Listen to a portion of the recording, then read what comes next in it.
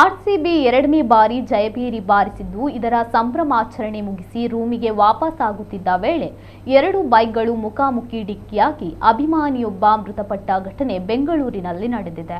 ಮೃತ ಯುವಕನನ್ನು 21 ವರ್ಷದ ಮನೋಜ್ ಎಂದು ಗುರುತಿಸಲಾಗಿದೆ. ಖಾಸಗಿ ಕಂಪನಿಯಲ್ಲಿ ಮೆಷಿನ್ ಆಪರೇಟರ್ ಆಗಿ ಕೆಲಸ ಮಾಡುತ್ತಿದ್ದ ಮನೋಜ್ ಬೆಂಗಳೂರಿನಲ್ಲಿ ರೂಮ್ ಮಾಡಿಕೊಂಡು ವಾಸವಿದ್ದನು. ಮ್ಯಾಚ್ ವೀಕ್ಷಿಸಿ ಸಂಭ್ರಮಾಚರಣೆ ಮುಗಿಸಿಕೊಂಡು ತನ್ನ ರೂಮ್ಗೆ ಮರಳುತ್ತಿದ್ದ ವೇಳೆ ಈ ದುರ್ಘಟನೆ ಸಂಭವಿಸಿದೆ. ಅಪಘಾತದಲ್ಲಿ ಮನೋಜ್ ಸ್ಥಳದಲ್ಲೇ ಮೃತಪಟ್ಟಿದ್ದು ಮತ್ತೋರ್ವ ಯುವಕ ಗಂಭೀರವಾಗಿ ಗಾಯಗೊಂಡಿದ್ದಾನೆ. ಗಾಯಾಳುವನ್ನು ಆಸ್ಪತ್ರೆಗೆ ದಾಖಲಿಸಿ ಚಿಕಿತ್ಸೆ ನೀಡಲಾಗುತ್ತಿದೆ. ಪೊಲೀಸ್ ಠಾಣೆಯಲ್ಲಿ ಪ್ರಕರಣ ದಾಖಲಾಗಿದೆ.